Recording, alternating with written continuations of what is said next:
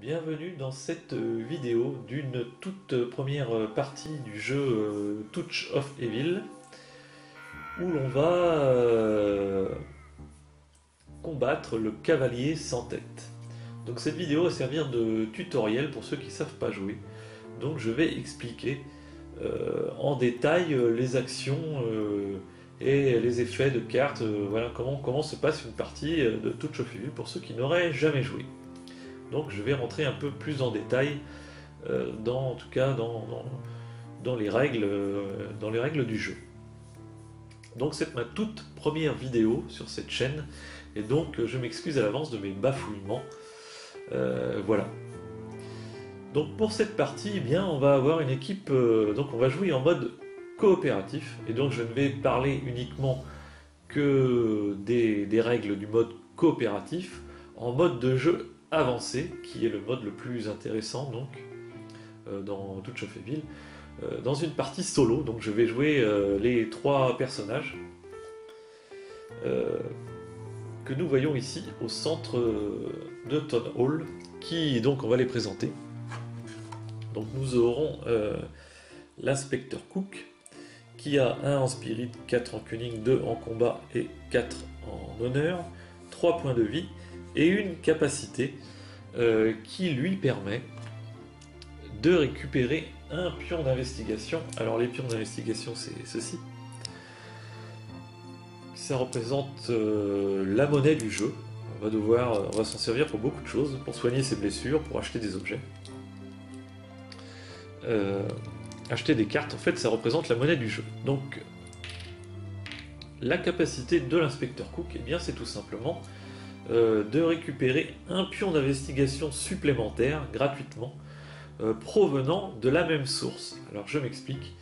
Si les pions d'investigation proviennent de la réserve du jeu qu'on a sur le côté, eh bien, on prendra tout simplement un pion supplémentaire. Si la source provient du plateau, eh bien, on prendra un pion supplémentaire provenant de la même case du plateau, ce qui veut dire par exemple que si on devait récupérer un pion d'investigation et qu'il n'y en a plus, eh bien, on ne récupère pas de pion supplémentaire, sa capacité ne peut pas s'activer puisque cela concerne uniquement la case du plateau. Voilà ce qu'ils veulent dire par source.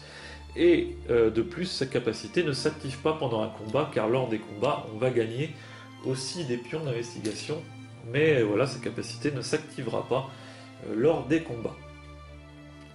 Ensuite, nous aurons donc Katarina, qui a elle 2 en spirit, 3 en cunning, 2 en combat et 5 en honneur, et 4 en placement blessure.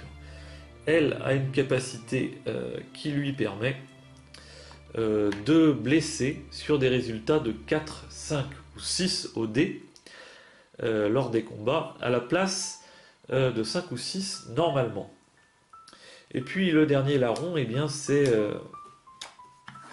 Karl le soldat, qui lui a 2 en spirit, 2 en cunning, 4 en combat, et puis 5 en honneur. Il a 3 en placement blessure et une capacité vétéran qui lui permet d'ignorer la première touche qu'il encaissera durant un combat, durant chaque tour de combat. Donc voilà, c'est nos 3 compères qu'on voit ici. On va essayer de les regarder un petit peu plus près. Voilà. Donc l'inspecteur Cook avec la lanterne, notre très chère Katarina avec son arbalète, et puis l'inspecteur Cook avec son mousquet.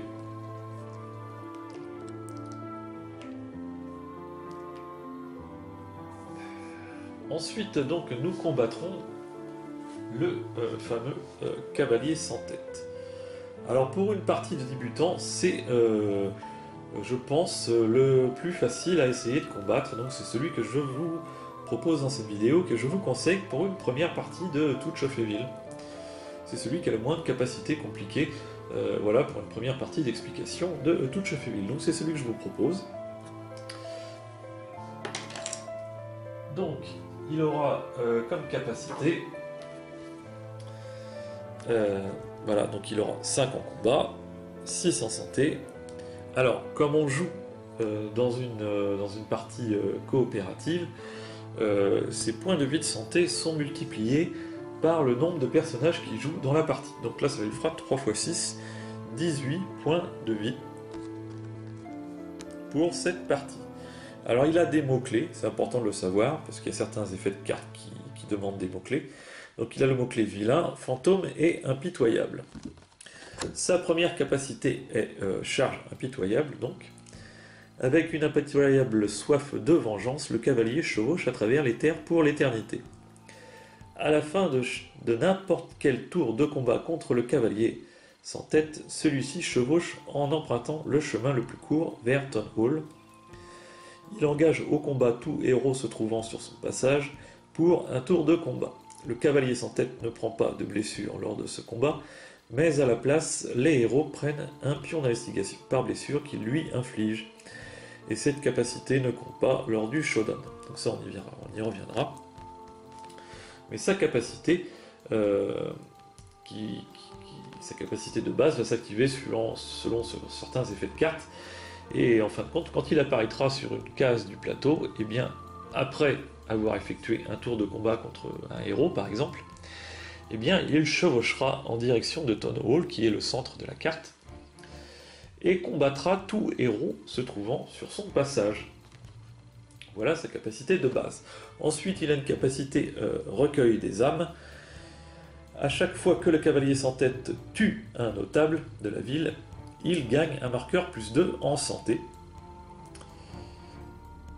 Donc ça lui renforce son niveau de santé. Une capacité spectre. Le cavalier sans tête gagne +1 en combat contre tout héros ayant moins de 4 en spirit. Alors c'est le cas de nos 3 héros que j'ai choisis, un peu au hasard, mais bon, on va commencer comme ça. Alors déjà, je les handicap dès le départ, mais chaque héros, donc, pour l'instant, a un malus voilà, de +1 dé en combat pour le cavalier sans tête. Donc je vais tout simplement lui rajouter un dé sur sa fiche pour me souvenir que pour l'instant, chaque héros, voilà, il aura 6 dés de combat contre chaque héros. Ensuite, sa dernière capacité est une chevauchée interminable. À chaque fois qu'une carte Mystery Murder est jouée, le cavalier sans tête apparaît au même endroit aléatoire que les pions d'investigation et utilise sa capacité charge impitoyable. Donc ça on verra, mais à chaque fois qu'une carte Mystery sera jouée Murder, avec l'intitulé Murder, eh bien, qui nous demande de mémoire de placer des pions d'investigation sur une case, eh bien, il apparaîtra au même endroit et fera sa capacité de base charge impitoyable. Donc, en empruntant le chemin le plus court vers Town Hall. Donc on verra bien comment ça se passera dans la partie, puisque ça arrivera à mon avis très souvent. Voilà en tout cas pour le cavalier sans tête. Et puis nos 3 héros. Donc on commence en utilisant bien sûr le mode, l'échelle Shadow Track du côté mode coopératif, puisqu'on joue en coopératif sur 20. Nos héros commencent tous, puisqu'il n'y a pas d'indication contraire, à Town Hall, avec 2 pions d'investigation pour chacun des héros. Et puis la dernière chose qu'on a à faire, c'est mettre en place les notables. Donc on va leur attribuer un secret à chacun, bien sûr au hasard, sans les regarder, sinon il n'y a aucun intérêt. Voilà.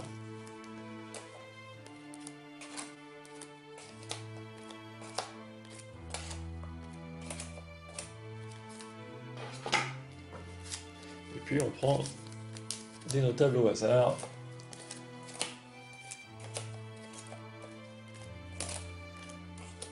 Et voilà pour finir la mise en place du jeu, donc on peut commencer la partie. Alors première chose à faire, c'est de décider quel est le premier joueur. Donc on va tout simplement jeter un dé pour chacun, et puis le plus gros score. Donc là il y a égalité, il faut recommencer entre les deux. Donc ça sera probablement Katharina qui commencera la partie. Alors, première chose à faire pour un héros, la phase mouvement. Donc la phase mouvement, il faut respecter l'ordre de la phase. C'est-à-dire, il faut toujours, même si on décide de ne pas se déplacer, ce qui peut être le cas, toujours jeter un dé. Tout simplement parce que si on fait un 1 sur un dé, malgré qu'on ne veuille pas se déplacer, eh bien, comme 1 c'est un tout petit mouvement, eh bien, on gagne en bonus gratuitement une carte Event. Donc, même si on ne veut pas se déplacer, on doit automatiquement jeter le dé de mouvement. Et je fais 4. Si j'avais fait 1, j'aurais pris gratuitement une carte Event, et puis ensuite j'aurais fait mon mouvement de 1 ou pas. Donc là, Katarina fait 4. Donc, soit je décide de me déplacer, soit je décide de rester sur place. Donc là, j'ai aucun intérêt de rester sur place, donc je vais peut-être tout simplement essayer de me déplacer. Donc je vais faire mon mouvement tout de suite, immédiatement. Je vais par exemple aller 1, 2, 3, 4 à The Minor. Dans le cas où j'aurais voulu rester sur place. Donc dans le jeu, ça s'appelle un lingering, un attardement. Et dans ce cas-là, on considère dans le jeu qu'à force de rester sur place, eh bien, on attire le mal environnant qui nous repère. Et donc il y a un risque qu'on se fasse, qu'il arrive quelque chose, qu'on se fasse attaquer. Et pour ça, si on décide de rester sur place, eh bien, on doit relancer un dé de 6, et si jamais on fait 1, donc si jamais voilà, on fait 1, eh bien, il nous arrive quelque chose. Autrement, eh bien, on peut effectuer toutes nos actions derrière la rencontre de la case sans problème. Mais si jamais on fait 1 sur cet attardement, eh bien, on devra relancer un dé de nouveau. Donc ça fait 3 lancers de dés d'affilée, hein, pour savoir ce qui nous arrive sur la table des serviteurs du vilain, qui est cette table que je n'ai pas présentée au début de partie. Mais on va y revenir tout à l'heure. Voilà, on devra faire un lancer et puis se référer au chiffre du dé pour savoir si on rencontre un serviteur ou s'il y a un événement qui s'applique. Ça, c'est uniquement si on fait un attardement. Voilà pour la phase mouvement. Ensuite, la deuxième chose, dans notre mouvement, si jamais on rencontre un serviteur qui aurait été sur le plateau, eh bien cela finit automatiquement le mouvement du héros qui ne pourra plus jamais, enfin qui ne pourra pas continuer son mouvement, et ça engage au combat le serviteur qui se trouve sur la case. Si jamais on le bat, eh bien tant pis pour nous, ça a arrêté notre mouvement, on reste sur la case et on pourra ensuite effectuer nos actions de case comme normalement. Et puis si jamais on se fait battre par le serviteur, eh bien on devient KO, et lorsqu'on est KO, on revient au centre de la ville. Ça on l'expliquera un petit peu plus tard, puisque ça va sûrement arriver dans la partie. Mais s'il n'y a personne sur notre chemin, eh bien on va jusqu'au lieu où on voulait aller, et à partir de là, on va pouvoir effectuer nos actions proprement dites. Alors, les actions d'un joueur, on les fait dans n'importe quel ordre. C'est à vous de choisir l'ordre dans lequel vous faites vos actions. Mais ce qu'il faut savoir, c'est qu'il y a une action qui est obligatoire, c'est la rencontre de la case, de toutes les cases nommées du plateau. Je m'explique. Donc, les 4 coins qui sont Allwood, Wilmead, Abandoned Keep et The Minor, eh bien on sera obligé de piocher une carte de leur deck approprié. En ce qui concerne Crossroad, Covered Bridge, Marsh et Field, eh bien on sera obligé d'effectuer ce qui est écrit dessus, c'est-à-dire lancer un dé de 6 et se référer au résultat pour soit piocher une carte Event ou une carte Mystery. Tout ça est obligatoire. Ensuite, en ce qui concerne les 4 cases qui entourent Town Hall, eh bien c'est facultatif. Alors on sera toujours obligé, et puis de toute façon, de piocher une carte Event, mais de toute façon les cartes Event ce ne sont que des bonus, donc on ne va jamais vouloir ne pas en piocher une.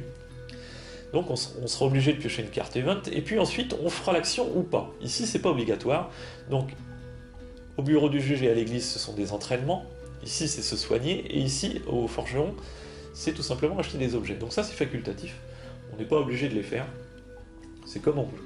Par contre à Town Hall, on sera obligé de piocher 2 cartes Event, d'en choisir une et de défausser l'autre, et puis de lancer un dé de 6, ça sera obligatoire.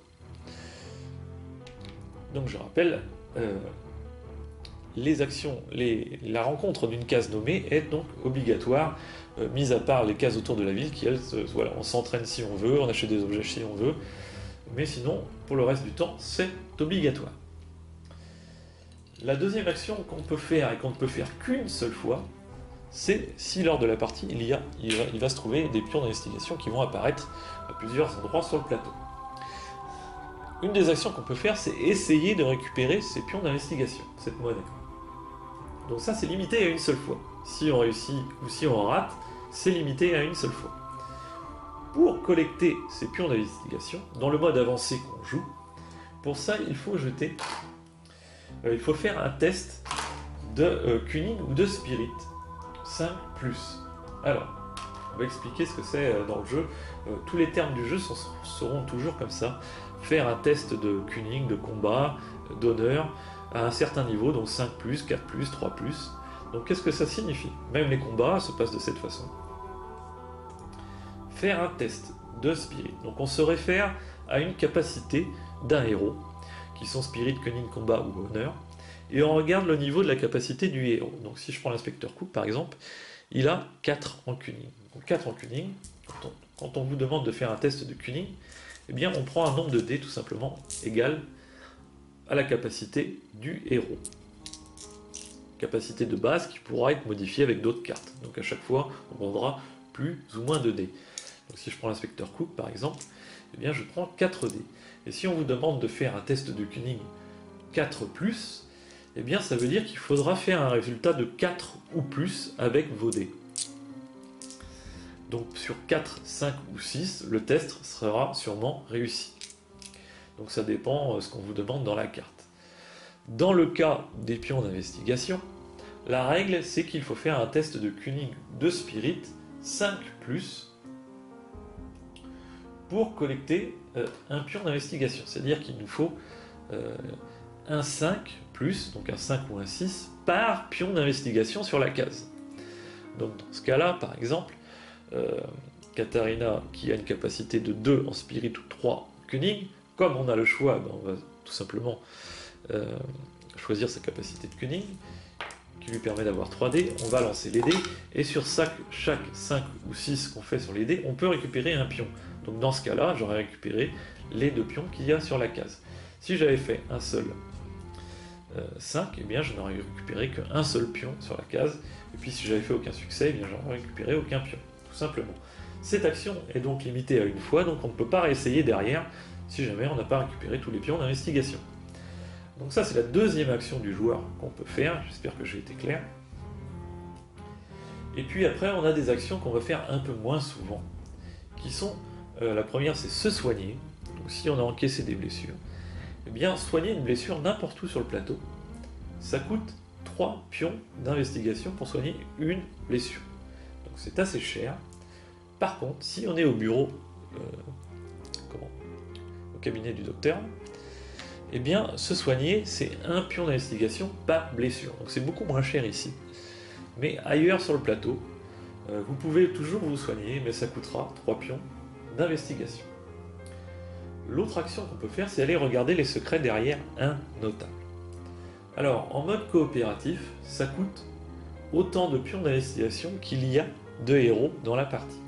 Donc, aller regarder les secrets d'un notable va nous coûter 3 pions d'investigation à chaque fois qu'on va vouloir regarder les secrets d'un notable.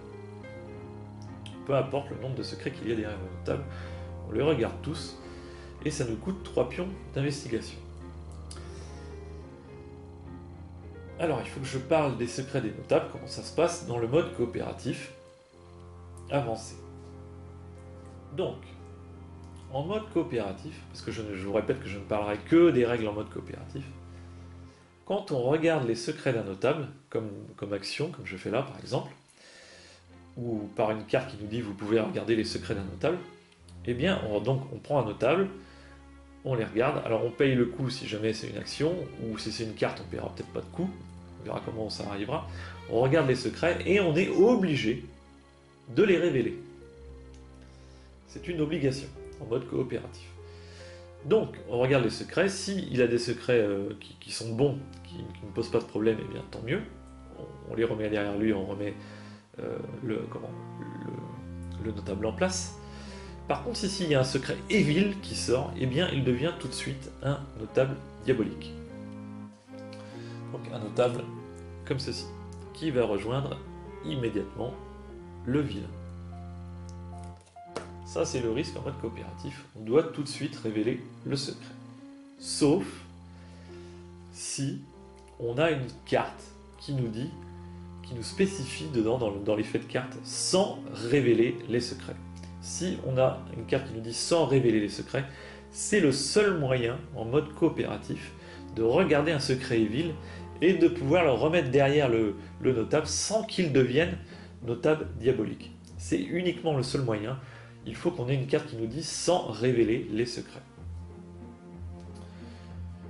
Si un notable meurt au cours de la partie parce qu'il est tué par le vilain, ça peut arriver, eh bien on doit automatiquement, c'est la même façon, on doit automatiquement révéler ses secrets. Là, on n'a pas le choix.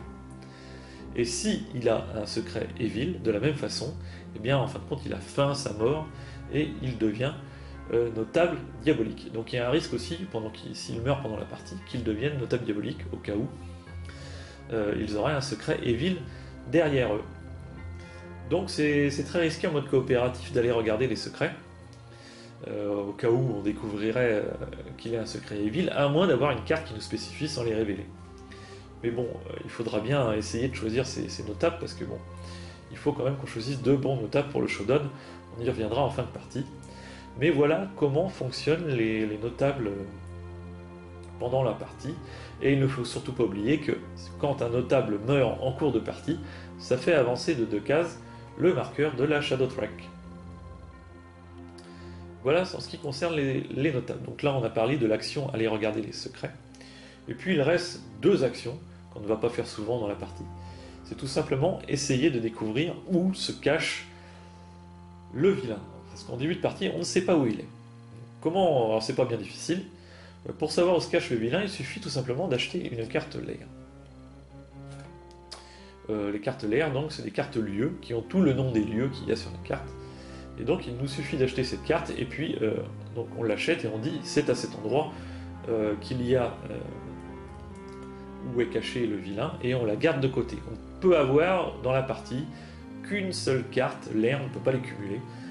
On pourra toujours en prendre une autre et défausser celle qu'on a si elle ne nous plaît pas, mais on ne pourra toujours avoir qu'une seule carte lair. Le coût de la carte lair, eh bien c'est tout simplement le chiffre que vous avez en bas de l'échelle. Donc plus on l'achète tôt, plus elle est chère, plus on l'achète tard, moins elle est chère. Mais on a plus de risques de finir la partie parce que je vous le rappelle, à tout moment, si le marqueur dépasse le 1, eh bien on a perdu la partie. Donc il est bien sûr hors de question de l'acheter dès le début à 12 pions d'investigation, ça serait beaucoup trop cher, mais en milieu de partie, on peut se décider de dire j'achète la carte lair. Donc ça, c'est acheter la carte lair, c'est une des autres actions possibles d'un joueur. La toute dernière action possible du joueur, c'est tout simplement débuter le showdown, le combat final, contre le vilain. Alors à ce moment-là, on se déplace sur la case qui correspond à la carte lair qu'on a achetée, et puis on dit « je débute le showdown ». Et dans ce cas, on effectue uniquement que ça. On pourrait récolter des pions d'investigation, mais on ne rencontre pas la case.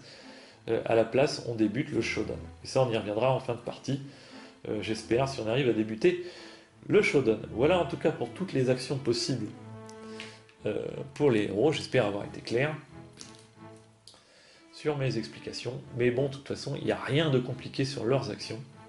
Juste des petites spécificités à savoir. Mais sinon, voilà comment se place le tour d'un héros. Et puis on va faire chaque tour, chaque héros va faire son tour, et puis après on passera à la phase mystère. Donc on va voir ça tout de suite en jeu. Donc en tout cas, Katarina, on va revenir dans le vif du sujet, est arrivée à Windmill, à The Minor, pardon, et donc elle n'a pas trop de choix d'action pour l'instant, elle va uniquement piocher une carte The Minor et se référer à la carte. Donc elle trouve un livre de médecine. À la fin de chacun de vos tours, grâce au livre de médecine, vous pouvez choisir un héros dans votre case, ou vous-même, et faire un test de Cunning 5+. Pour chaque 5 ou 6 obtenus, soignez une blessure de ce héros peut être utilisée au début de chaque tour du showdown contre le vilain. Alors c'est un livre pour pouvoir se soigner un peu quand on veut. La fois c'est pas trop mal, donc on va de toute façon le garder. Alors, parlons des cartes. Soit je garde la carte, soit je la jette parce qu'elle ne m'intéresse pas. On a tout intérêt pour l'instant à garder toutes les cartes qu'on trouve de toute façon. Chaque héros a une capacité de transport. Donc chaque héros est limité à une carte de chaque lieu Donc une carte de The Miner, une carte de Windmill, une carte de Holwood, une carte d'Abandoned Keep, et 3 cartes Tone Item, qui sont celles-ci. Voilà les limites de transport des joueurs. Une carte de chaque lieu, plus 3 de Tone Item. Donc voilà pour le tour de Katarina. On va pouvoir passer au tour de Karl. 2, puisqu'on effectue ça en sens horaire, hein, le joueur de droite. 2, alors 2, ça permet de pas aller bien loin. Tant pis. 1, 2, tant pis, il va perdre son tour. Alors ça, c'est les aléas du dé pour le déplacement. Et puis Cook va essayer de faire un peu plus quand même. 6. 6 pour le déplacement. Et il va aller tout simplement à Windmill. Y piocher une carte et tomber sur un hôtel diabolique. Les bougies brûlent encore et l'odeur de la mort emplit la pièce. Quelqu'un se trouvait ici il y a peu de temps, ou peut-être est-il encore là. Faites un test de Cunning 5+, et gagnez un pion d'investigation à chaque 5+. Malheureusement, si l'un des dés donne 1, lancez un dé de 6 sur la table des serviteurs du vilain. Bien. Alors, test de Cunning. Donc en Cunning, l'inspecteur Cook a 4. Donc il va le prendre 4 dés. Et il faut qu'il fasse des 5 pour gagner des pions d'investigation. Il fait 2-5. Et un 1. Donc déjà pour ces 2-5, il gagne 2 pions d'investigation. Comme il a une capacité qui lui permet de gagner un pion d'investigation de plus lorsqu'il en gagne, eh bien ça lui fait gagner un pion de plus. Donc il gagne 3 pions d'investigation. Ensuite, malheureusement, il a fait un 1. Donc si l'un des dés donne 1, la carte nous dit qu'il faut refaire un lancer sur la table des serviteurs du cavalier sans tête, qui est celle-ci. Donc c'est ce qu'on va faire. Et je tombe sur 2. Donc 2 et 3, c'est un soldat fantôme. Donc ça fait apparaître un soldat fantôme sur sa case. Lorsqu'il y a un serviteur comme ceci sur le plateau de jeu, sur la case d'un héros, ça entraîne automatiquement un combat. Il n'est pas possible d'avoir un héros et un serviteur sur la même case, c'est impossible. Donc, ou l'un va mourir ou l'autre, mais ça engage automatiquement un combat. Alors on va voir la capacité des soldats fantômes. Donc ils ont 3 dés de combat, 3 en santé, et on gagnera 5 pions d'investigation si jamais on les bat. Les héros doivent utiliser Spirit à la place de combat durant ce combat. Si le soldat ne touche pas les soldats fantômes lors d'un tour de combat, lancez un dé de 6.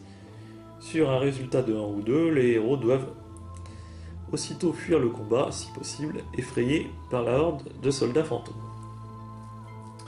Donc on nous précise qu'il faut qu'on utilise notre niveau de spirit et non pas notre niveau de combat. Parce que pour tous les combats, normalement, on utilise notre valeur de combat pour se battre. Mais là, dans ce cas-là, c'est un fantôme. Donc on va utiliser notre valeur de spirit pour se battre. Donc en spirit, l'inspecteur Cook a 1. Donc déjà c'est mal barré, parce qu'il a un seul dé de combat, alors que les soldats fantômes en ont 3.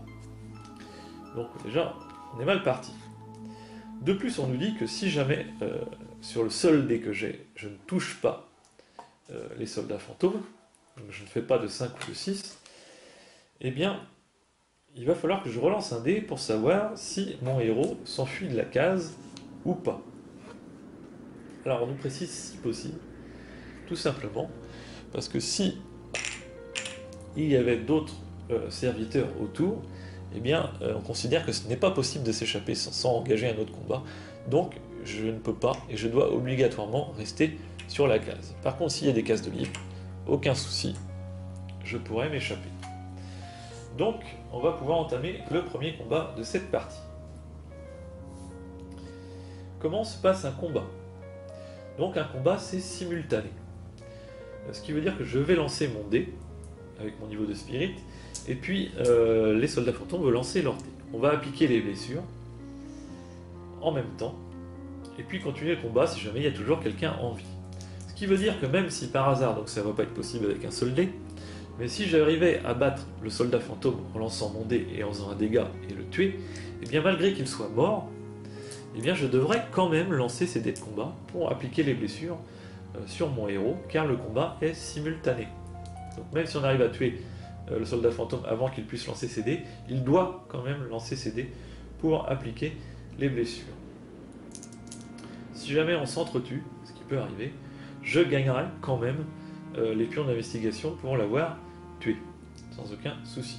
Si jamais je ne le bats pas, eh bien il va rester ici, et malgré toutes les blessures que je lui aurais infligées, eh bien il va automatiquement se régénérer en ayant sa capacité de santé entièrement complète. Alors, à l'inverse, si jamais j'avais eu un combat par les cartes, parce que ça va arriver, si j'ai un combat sur les cartes et que je n'arrive pas à battre l'ennemi qu'il y a sur la carte, eh bien la carte est tout simplement défaussée. On ne la remet pas dans le tas. Donc là, en tout cas, on va essayer de combattre les soldats fantômes, mais c'est mal barré. 5. Ah, déjà, je le touche une fois. Et lui, il faut qu'il lance ses 3 dés de combat. Et il me touche une fois aussi. À tout moment, lors du combat, je peux décider de m'échapper. Donc tout de suite, je pourrais dire je m'en vais. Auquel cas, il enlève sa blessure. Par contre, moi, je la garde, malheureusement. Et puis, voilà, après, j'irai ailleurs au prochain tour. Alors, c'est ce que je pourrais faire, parce que, à mon avis, ça va être difficile de le battre.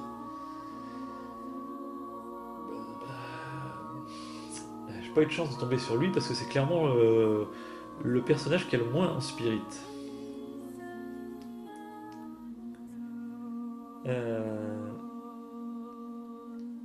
Tant pis, je vais continuer le combat quand même. 4, donc je ne le touche pas. Il lance 3 dés, il me touche une fois. Donc je crois qu'on va tout de suite voir ce qui se passe en cas de KO. 5, je le touche. Lui il lance ses dés, et là s'il a seulement une touche, eh bien il me met, voilà c'est le cas, il me met KO. Donc voilà, on va expliquer la règle tout de suite du KO, ça tombe bien. Même si j'aurais préféré le battre. Donc lui il va perdre ses blessures, et il va rester sur la case. Moi je suis KO. Lorsqu'on est KO, on déplace son personnage au centre de la ville, on enlève ses blessures, puisqu'il va automatiquement se soigner dès le tour prochain.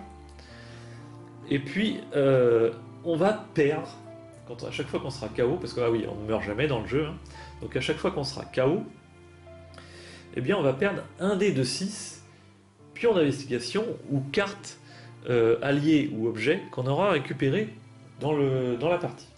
Donc là, vu que j'avais pas récupéré de cartes, je me suis dit bon, allons-y, on va essayer de le combattre. Je risque de perdre tous mes pions d'investigation, mais tant pis, c'est un risque. Donc c'est ce qui est arrivé. Donc je vais lancer un dé de 6, et là je vais perdre automatiquement un certain nombre, 2, donc je perds 2 pions d'investigation. Si j'avais fait 6, j'aurais perdu tous mes pions. Et puis c'est tout. Voilà. Ça met fin au tour des héros. Et on va pouvoir passer à la phase suivante.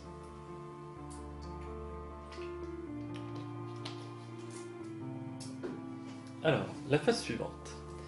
Là, on arrive dans la phase à proprement parler du vilain. Alors, c'est un jeu qui n'a pas besoin de Game Master. Donc la phase vilain est bien déterminée. Donc la première chose qu'on fait dans la phase vilain, c'est déplacer les serviteurs comme ceci, qui aura une mention qui sera écrite dans la caractéristique qu'ils se déplacent en phase mystère. C'est pas le cas du soldat fantôme, mais ce sera le cas du Barghestun, qui pour l'instant n'est pas encore en jeu. Donc dans ce cas-là, le soldat fantôme lui reste sur place et ne se déplace pas. La deuxième chose à faire lors de la phase mystère, c'est activer des cartes mystères qui auraient été mises en jeu, qui ont une mention à appliquer en début de phase mystère. Donc là, c'est pas le cas, il n'y a aucune carte, donc on ne fait pas non plus cette phase. La troisième phase de la phase mystère, c'est réveiller les héros qui auraient été KO. Donc c'est ce que je vais faire. Je vais le réveiller. La quatrième chose qui se passe en phase mystère, c'est soigner le vilain si jamais il avait été blessé. C'est à ce moment-là que le vilain se repose et essaye de se soigner. Alors ça n'arrive généralement que lorsqu'on l'a blessé lors du combat final, puisqu'en général on arrive rarement à le blesser, puisque bien souvent en cours de jeu on ne le blesse pas, mais à la place on prend des pions d'investigation. Donc ça arrive souvent après avoir déjà tenté de le tuer une fois dans la partie, lors du combat final. Et bien c'est à ce moment-là qu'il décidera de se soigner. Et en mode coopératif, il se soigne tout simplement en lançant un dé de 6. Il se soigne d'autant du résultat de blessure. Donc ça on va le faire très très rarement. Ensuite, la cinquième chose qu'on fait, et ça uniquement en mode coopératif, c'est faire un lancer d'un dé de 6 sur cette table qu'on appelle la table coopérative de la phase mystère. Alors dans cette partie, je vais utiliser tout simplement la table coopérative de la phase mystère du jeu de base, qui est celle-ci, qui est très petite, qui a des chiffres de 1 à 6. Dans les extensions suivantes, on a une table améliorée, où il faut lancer 2 dés de 6, avec beaucoup plus de résultats. Mais moi je vais utiliser cette table qui me semble plutôt pas trop mal, et puis en plus je vais utiliser tous les éléments du jeu de base, sans rien rajouter, pour vous montrer comment ça se passe. Donc tout simplement on fait un dé et on va se référer au résultat pour savoir ce qui nous arrive. Alors clairement il y a 75% de chance je crois de tomber sur quelque chose de mauvais, donc c'est ce qu'on va voir. 1, voilà, bon, dans l'exemple je tombe sur le plus mauvais, le pire, qui est plongé dans l'obscurité. Le marqueur de la Shadow Track avance de 2 cases vers l'obscurité. Les héros peuvent empêcher cela en prenant collectivement 5 blessures. Alors on a un choix. Soit on laisse avancer le marqueur ici de 2 cases, soit on se prend collectivement 5 blessures. À vous de choisir. Alors là on pourrait largement se les prendre sans être KO, mais après il faudrait aller les soigner. Ça prendrait du temps. Alors, compte tenu qu'on est au début de la partie, je vais laisser le marqueur avancer de 2 cases. Sans problème, ça ne me pose pas trop de soucis. Si j'avais été vers la fin, effectivement, je me serais peut-être posé la question. Mais là, on va rester comme ça. Et, donc ça c'était pour la cinquième phase de la phase mystère. Et la dernière phase qu'on va faire tout le temps, elle aussi. Donc se lancer sur la table coopérative, on va le faire à chaque fois. Et puis la dernière phase qu'on va faire à chaque fois aussi, c'est tout simplement piocher une carte Mystery. Et ça, ce n'est que des mauvaises choses, donc on va voir ce qui nous arrive. Full Moon, voilà, dès le début. Tant que cette carte est en jeu, les serviteurs du vilain et les loups-garous ont +1 dés de combat. Si vous ajoutez un marqueur transformation à une malédiction, ajoutez-en 2 à la place. Alors, ça joue beaucoup sur les loups-garous, ce qui ne va pas y avoir dans la partie parce qu'on ne combat pas contre le loup-garou. Donc on va se fiche de 75% de la carte à peu près. Mais par contre ça va rajouter quand même +1 dé de combat à tous les serviteurs du vilain, qui sont ceux-ci, qu'on va combattre dans la partie. Donc quand même ça va bien nous embêter. Par contre le reste de la carte, les marqueurs transformation d'une malédiction et tout ça, ça ne concerne uniquement que si on joue une partie avec le loup-garou. Donc cette carte a une mention reste en jeu. Donc on va la mettre ici. Et tant que je ne pourrai pas la défausser, elle va rester là et va offrir +1 dé de combat à tous les serviteurs qui vont se trouver sur le plateau.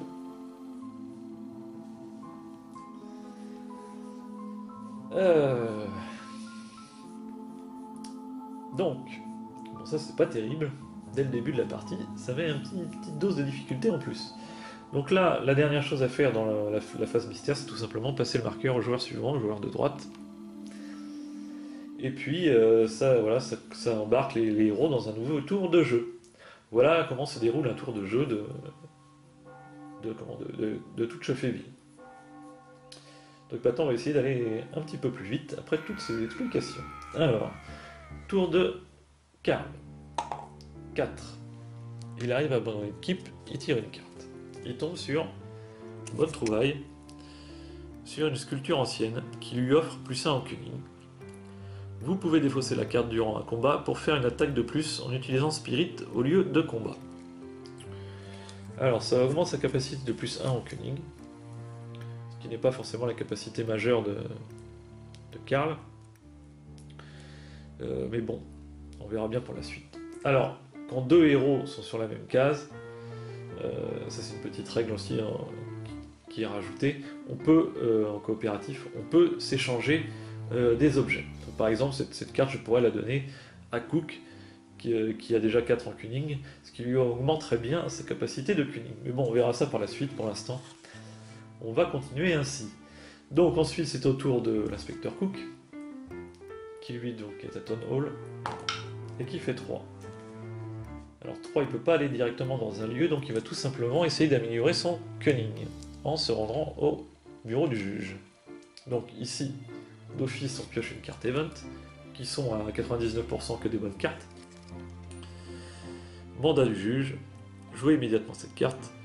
Sur n'importe quel héros, celui-ci peut maintenant garder une carte supplémentaire venant de la pile Holdwood ou abandonner l'équipe. Et ben, je vais la donner à Karl, puisqu'on peut la donner à n'importe quel héros, pour qu'il puisse garder une carte de plus. Comme ça, il pourra peut-être directement rester sur le lieu et essayer de piocher autre chose. Alors cette carte Event, par contre, ne pourra pas être donnée à un autre joueur. Elle est attribuée à Karl, elle restera à Karl jusqu'à la fin de la partie. On peut s'échanger les objets et les alliés, mais pas les cartes Event.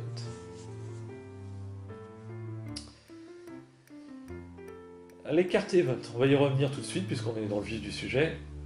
Quand on joue au mode coopératif, on peut faire un deck commun, mis à part ces cartes qui restent en jeu là, on peut faire un deck commun, c'est ce qu'on va faire pendant la partie, de cartes qui peuvent servir à tout le monde à n'importe quel moment du jeu. On peut faire ça en mode coopératif. Sauf quelques cartes Event, et ça il faut faire bien attention, qui ne peuvent pas faire partie du pot commun de cartes, qui doivent être attribuées à un héros, tout simplement parce que dans leur effet, c'est bien écrit, à appliquer à d'autres héros, mais pas à soi-même. Donc ça veut dire qu'il faudra l'attribuer. Je ne sais pas si ça arrivera dans la partie, mais je vous montrerai quand la carte arrive. Il y a 2 ou 3 cartes, je crois, qu'on ne peut pas mélanger dans le pot commun. Et puis bien sûr, toutes les cartes comme celle-ci qu'il faut attribuer à un joueur. On verra ça quand ça arrivera dans la partie, ça risque sûrement d'arriver. Donc, une fois que j'ai pioché ma carte Event, en tout cas, je peux essayer de m'entraîner au cunning. Alors, ce qui est écrit sur la case, c'est tout simplement qu'on doit payer 2 pions d'investigation. Et puis de lancer un nombre de dés égal à notre niveau d'honneur. Donc j'ai 4 en honneur avec l'inspecteur Cook. Et il faut qu'on fasse au minimum un 5. Donc c'est ce que j'ai fait. Un test d'honneur 5+, pour gagner plus 1 en cunning. Donc je gagne tout simplement un marqueur plus 1 en cunning pour l'inspecteur. Même si j'avais fait d'autres succès, 6 et 6 par exemple, ou à 3 succès, je n'aurais gagné qu'un seul marqueur en cunning. Il suffit de faire un succès pour gagner un marqueur plus 1 en cunning. On ne peut pas en gagner plus que 1 sur cette case. Donc voilà pour l'inspecteur Cook, on ne peut pas faire autre chose. On ne peut pas retenter un stage de cunning et on fait une case qu'une fois. Donc on va passer tout simplement à Katharina,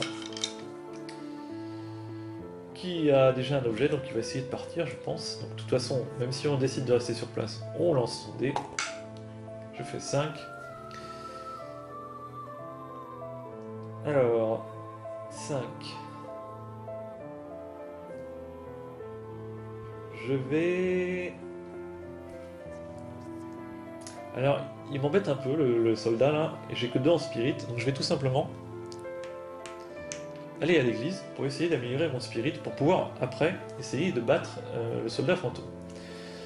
Donc, alors le déplacement, je ne l'ai pas dit, mais on n'est pas obligé de faire 5, hein, on peut faire de 1 à 5 cases. Donc je prends une carte event, comme la case me le dit, je tombe sur un geste honorable, à jouer pour donner à n'importe quel héros notable plus 2 en honneur pour le reste du tour, ou du tour du showdown, ou à jouer pour parer toute blessure qu'un autre héros viendrait de prendre. Gagner 2 pions d'investigation pour chaque blessure, pareil de cette façon. Alors c'est typiquement la carte que je vous parlais tout à l'heure, ça tombe bien, on tombe dessus. C'est bien souligné qu'un autre héros viendrait de prendre. Donc ça veut dire que cette carte, je ne peux pas la mettre dans le pot commun, sinon je ne sais plus à quel héros elle appartient. Donc là, elle appartient à Katharina. Et elle va pouvoir faire le deuxième effet de la carte sur les 2 autres héros, mais pas sur elle-même. Donc c'est pour ça que cette carte, voilà, c'est une des seules, hein, cette carte, il faut l'attacher à un héros et ne pas la mettre dans le pot commun. Ensuite, elle va dépenser ses 2 pions d'investigation pour essayer d'améliorer son spirit. C'est exactement la même case que le bureau du juge, l'église, mais là on améliore son spirit, alors qu'ici on améliore son cunning. Donc il faut toujours que je fasse 5 plus en honneur. Donc elle a 5 dés en honneur, donc il faut que je fasse au moins un succès pour gagner plus 1 en spirit. Oh là là là là, c'est raté. Malheureux, sur 5 dés, mince. Donc c'est manqué. Elle a loupé son résultat. Elle ne peut pas prendre le marqueur plus 1 en spirit. Ça m'embête bien. Ça met fin au tour des héros. Et on peut entamer donc une nouvelle phase mystère. Vous voyez, c'est assez fluide, le jeu, ça va assez vite au début. Donc phase mystère, on passe toutes les premières étapes puisqu'il ne se déplace pas. Ici, c'est pas une carte qui s'active, elle est en fonction tout le temps. Donc on passe directement au lancer du dé sur la table coopérative. Je fais 5. 5, on ne l'a pas vu. C'est nouveaux indices. Placer 2 pions d'investigation sur un lieu aléatoire. Alors, lorsqu'on appelle un lieu aléatoire dans une carte ou n'importe quel effet du jeu, un lieu aléatoire, c'est tout simplement piocher une carte lair et puis lire le lieu qu'il y a dessus, donc marche, et on se fiche du reste des indications de la carte. Donc on lit uniquement le lieu de la carte, marche, et puis ça nous donne le lieu sur lequel on va mettre les pions d'investigation. Les autres effets de la carte, on en parlera plus tard. Ça sera uniquement pour le showdown. Donc en cours de jeu, on regarde uniquement le titre de la carte, et puis on y place les pions d'investigation, on y effectue l'effet qui sera indiqué par la carte qui nous aura envoyé chercher un lieu d'investigation. Alors j'en étais où? J'étais tout simplement à la phase mystère. Donc ensuite on tire une carte mystery. Et ces routes ne sont pas sûres. Faites un lancer sur la table des serviteurs du vilain. Le joueur qui a pioché cette carte choisit une case vide du plateau et il place un serviteur où il effectue l'attaque du vilain. Sinon, appliquez un événement, avancez le marqueur de la Shadow Track d'une case. Donc déjà, j'avance le marqueur. Je lance un dé. Je fais 6 et 6. Donc on ne l'a pas encore vu. C'est la chevauchée du cavalier sans tête. Le vilain attaque. Le héros doit immédiatement résoudre un seul tour de combat contre le cavalier sans tête. Au lieu de blesser le cavalier sans tête, chaque succès rapporte un pion d'investigation. Ceci n'est pas le showdown. S'il n'y a pas de héros sur la case, à la place mettez 2 pions d'investigation et le marqueur de la Shadow Track avance d'une case vers l'obscurité. Après le combat ou après la mise en place des 2 pions, le cavalier sans tête se déplace le long du chemin le plus court vers Town Hall, combattant ainsi chaque héros se trouvant sur son passage comme prévu par sa capacité charge impitoyable. D'accord. Donc là on nous résume un peu tout ce que va faire le cavalier sans tête. Donc, la carte Ces routes ne sont pas sûres nous disait de choisir une case vide et d'y appliquer l'événement ou l'attaque du vilain sur cette case. Alors il y a 2 choix. Soit je choisis une case, alors on nous dit une case vide. Donc voilà, c'est clair et net. Ça sera une case où il n'y aura pas de héros. Donc ça ne va pas engager au combat un héros, comme c'est écrit dans la deuxième partie, mais ça va faire appel à cette phrase qui nous dit que s'il n'y a pas de héros sur la case, on va y mettre 2 pions d'investigation, et on va avancer le marqueur de la Shadow Track d'une case. Donc ça fait de nouveau avancer le marqueur de la Shadow Track d'une case. Alors déjà, je choisis une case vide. Je vais me mettre ici, par exemple, parce que je pense que je vais retourner au bureau du docteur dans la partie, donc on pourra essayer de récupérer les pions d'investigation. Alors, ne pas choisir... je vais expliquer déjà. Alors, je mets mes pions ici. Je vais faire avancer, comme il n'y a personne sur la case, je fais avancer le marqueur de la Shadow Track d'une case. Donc on passe une échelle sur cette Shadow Track. Donc, ça fait gagner, pour l'instant, plus 2 points de santé au cavalier sans tête. Ici, ça sera aussi plus 2. Ici, plus 1 dé de combat. Et ici, plus 1 dé de combat. Chaque fois qu'on passe un trait vertical sur cette piste. Ensuite, ça active la capacité du cavalier sans tête qui lui permet de partir d'une case et d'aller vers Town Hall en empruntant le chemin le plus court. Donc il part du Docteur Office et arrive à Town Hall. Donc il ne se passe rien. Donc faire attention où on met les pions d'investigation, parce que si je les avais mis ici, eh ben, il aurait pris le chemin le plus court, donc il aurait rencontré l'inspecteur Cook, et l'aurait engagé au combat. Donc pour éviter ça, je les ai mis ici, comme ça il ne se passe rien d'autre. Donc voilà pour la carte mystère, et ça met de nouveau un nouveau tour des héros. Alors, tour de Cook, allons-y. 1. Ah, pas les bien loin. Hein. Alors 1, je pioche une carte Event, gratuitement, pour mon 1. Ce qui donne un point de vie supplémentaire à n'importe quel héros.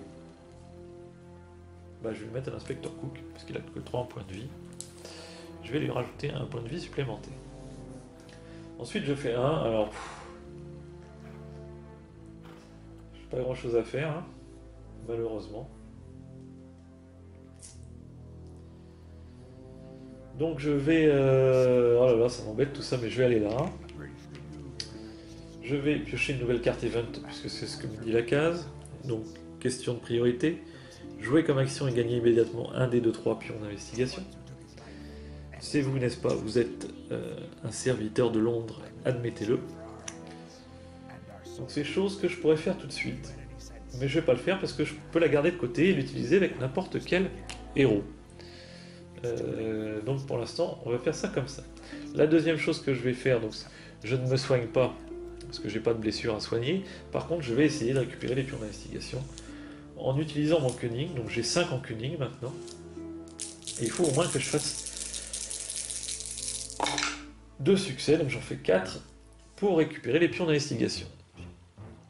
Alors un succès m'aurait suffi avec l'inspecteur Cook, parce que vous savez qu'avec sa capacité, il récupère un pion supplémentaire. Donc dans ce cas-là, j'ai fait 4 succès, je récupère les 2 pions, mais il n'y a plus de pions, donc je ne peux pas utiliser ma capacité pour récupérer le pion d'investigation supplémentaire. Je n'ai pas le droit de le prendre ailleurs sur le plateau ou dans la réserve. Il faut que ça provienne, c'est bien écrit dans sa capacité, de la même source. Donc la source, c'est la case, donc s'il n'y a plus rien sur la case, on n'en prend pas de pions supplémentaires. Voilà, je ne reviendrai plus là-dessus, j'espère que vous avez bien compris. Donc voilà pour l'inspecteur Cook autour de Katarina. 5. Alors Katarina a déjà sa carte de The Manor. Donc elle va aller... 1, 2, 3. Rejoindre notre ami Karl à Abandoned Keep. Allons-y. Ah, elle tombe sur un bandit de grand chemin. Dés de combat 2, santé 2. Si le bandit n'est pas vaincu durant le premier tour de combat, il vole l'un de vos objets. Choisissez lequel et disparaît, mettant fin au combat. S'il est vaincu, gagnez 4 pions d'investigation. Alors, si je ne me trompe pas, je vais regarder la traduction anglaise, mais bon, parce que j'ai pas eu souvent ce cas. Voilà.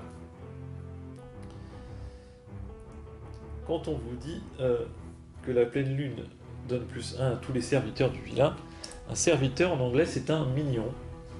Minion. Et donc il faut regarder, pour appliquer n'importe quel effet de carte de toute façon, il faut bien souvent regarder le mot-clé qu'il y a écrit sur la carte. Donc ici il y a bien écrit mignon. Donc ça veut dire que la capacité de la pleine lune s'applique à ce serviteur. C'est un serviteur du vilain. Donc il a plus un dé de combat, ce qui ne m'arrange pas du tout.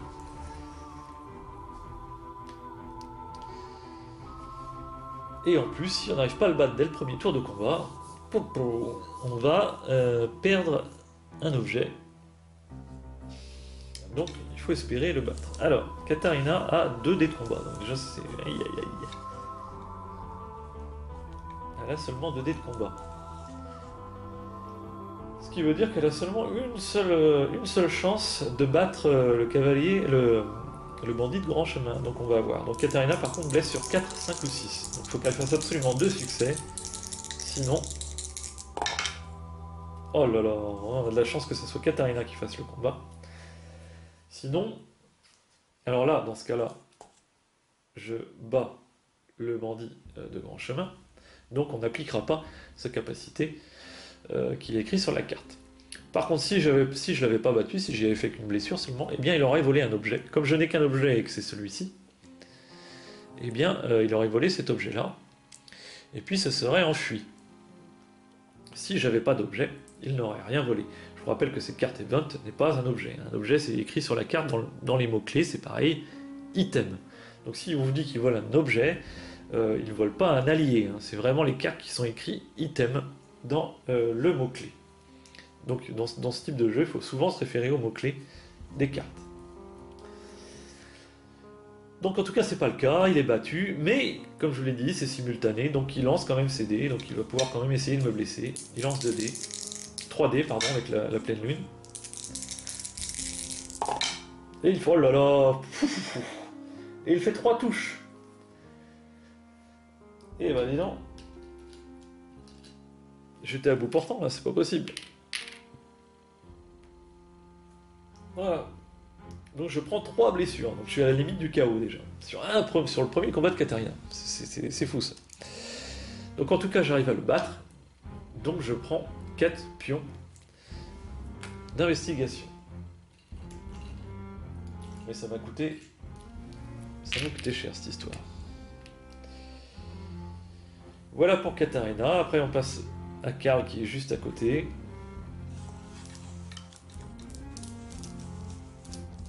Alors bien sûr, dans ces cas-là, on peut utiliser ces cartes. Par exemple, j'aurais pu utiliser ma carte...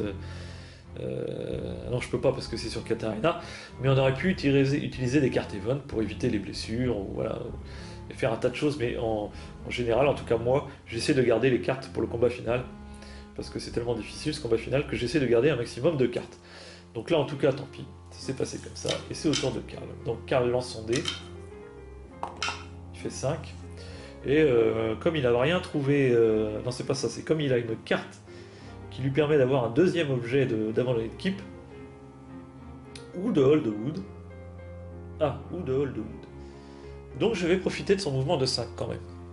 1, 2, 3, 4, 5. Parce qu'on sait jamais. Et puis, donc je vais aller à Hold Wood.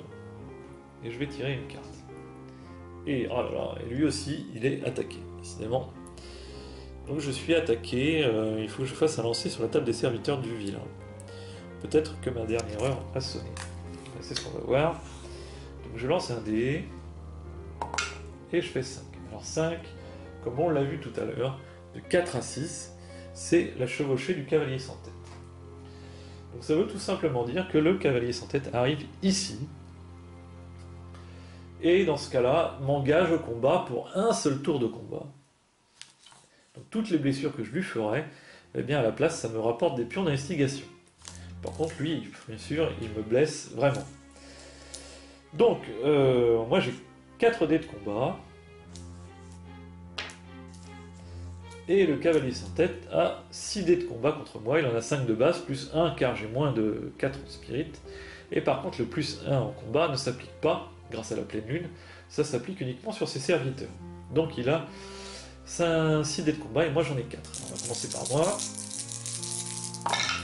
Et je fais un seul succès. Donc ça fait que je gagne un pion d'investigation. Lui il va acheter ses 6 dés. Tout en sachant que moi je peux ignorer la première blessure, la première touche que je vais faire dans le jeu. Donc c'est-à-dire il fait 2-6. Donc j'en annule 1. Et je me prends... c'est pas ça. Et je me prends une blessure. Ensuite, le cavalier sans tête, comme c'est expliqué, utilise sa capacité charge impitoyable qui fait qu'il prend le chemin le plus court vers Town Hall. Donc ça s'applique à chaque fois, hein, je ne vais pas le répéter. Donc le chemin le plus court, ça doit être celui-ci. 1, 2, 3, 4, 5. 1, 2, 3, 4, 5, 6. Voilà. S'il n'était pas passé par là, il aurait rencontré notre ami Cook. Mais là, il passe de l'autre côté, donc il rencontre personne et il disparaît dans l'obscurité. Donc ça met fin au tour des héros, et on passe à une nouvelle phase mystère. Lancer 2 dés sur la phase coopérative, sur la table coopérative, je fais 2. Alors 2 on l'a pas vu. 2 c'est l'ombre rampante. Le marqueur de la Shadow Track avance de 1 case vers l'obscurité, les héros peuvent empêcher cela en prenant collectivement 3 blessures. Donc je vais laisser le marqueur avancer d'une case, bien que je trouve qu'il avance un peu vite en ce moment. Et puis on peut tirer la carte Mystery. Meurtre. Donc c'est une carte Murder. Murder. Le vilain a frappé de nouveau. Placez 3 pions d'investigation sur un lieu aléatoire du plateau. Avancez le marqueur de la Shadow Track d'une case vers l'obscurité. Alors, avancez le marqueur de la Shadow Track d'une case vers l'obscurité. C'est fait. Placez 3 pions d'investigation sur un lieu aléatoire. On pioche un lieu aléatoire. Church. J'y place 3 pions d'investigation. Et ensuite, on active la capacité, je vous le rappelle, du cavalier sans tête. Il a une capacité chevauchée interminable, qui, à chaque fois qu'on tire une carte Mystery Murder, on applique sa capacité, qui fait tout simplement qu'elle active l'autre capacité de base du début, charge impitoyable. Donc, il arrive à l'endroit où on a placé les pions d'investigation, et il chevauche en direction de Town Hall. Donc tout ça, c'est toute cette chevauchée, c'est la capacité de base du cavalier, donc ça va arriver très souvent dans la partie, et des fois ça peut être très contraignant s'il se retrouve souvent sur le chemin de nos héros. Donc on va voir comment ça va se passer. En tout cas, voilà, cette carte, on peut la défausser. Et puis passer un nouveau tour de héros. Voilà. Donc, tour de Katharina. Katharina. Alors déjà, on va lancer son dé. 4. Elle a 4. Alors ce qui est embêtant, c'est que je suis... Tant pis, je vais rester sur place. On va prendre le risque, malgré que je sois quasiment mort là. Donc je fais 6, tout simplement pour rester sur place. Donc je fais pas de 1. Donc il ne m'arrive rien, donc j'ai le droit de tirer une carte. Ouh, c'est quoi ça encore?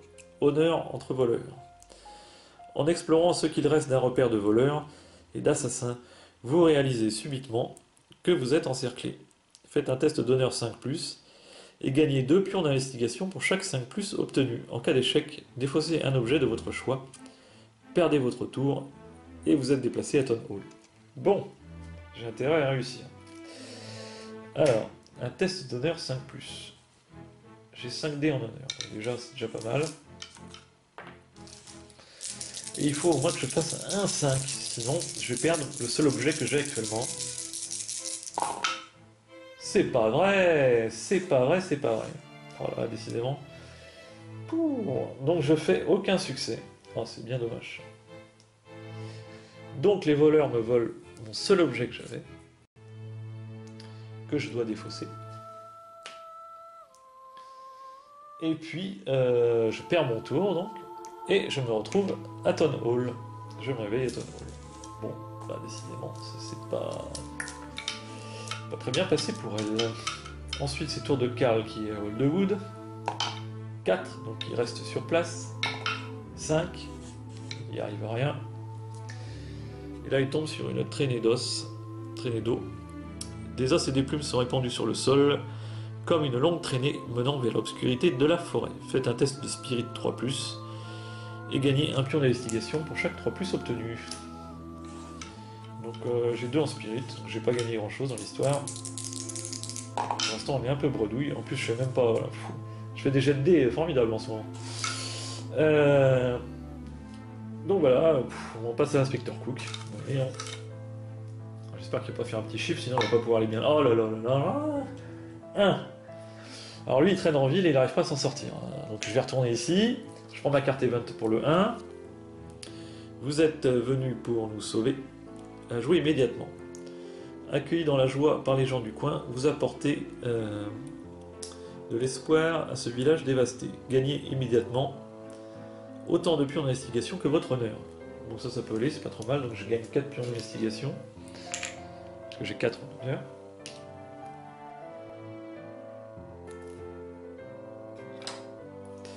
Et puis, donc, le bureau du juge me dit de piocher une carte event.